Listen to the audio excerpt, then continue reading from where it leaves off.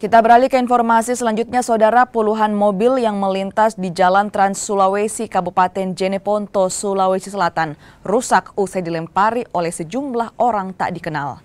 Polisi yang melakukan penyelidikan menangkap satu orang pelaku.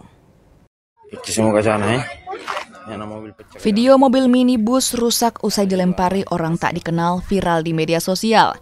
Aksi ini terjadi di Jalan Trans Sulawesi, tepatnya di Kabupaten Jeneponto, Sulawesi Selatan. Polisi yang menerima laporan lakukan penyelidikan.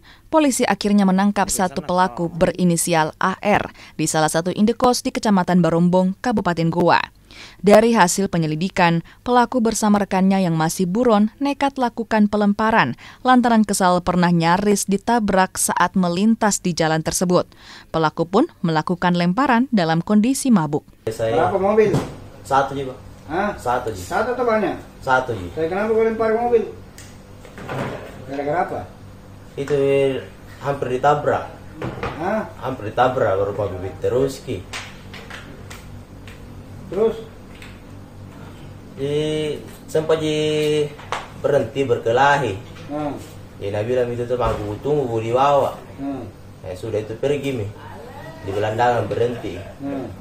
Baru di situ mina lempari Pak. Polres Jeneponto untuk menangkap salah satu pelaku pengrusakan kaca mobil yang kami amankan di Desa Lembang Parang, Kecamatan Barombong, Kabupaten Goa.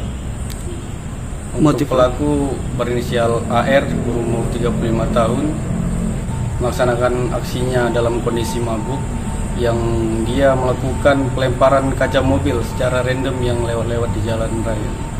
Selanjutnya tentunya pelaku langsung kami serahkan kepada Polres Jeneponto untuk dilakukan proses hukum lebih lanjut. Pelaku kini diserahkan ke Polres Jeneponto untuk penyelidikan lebih lanjut. Aziz Amin, Kompas TV Goa, Sulawesi Selatan.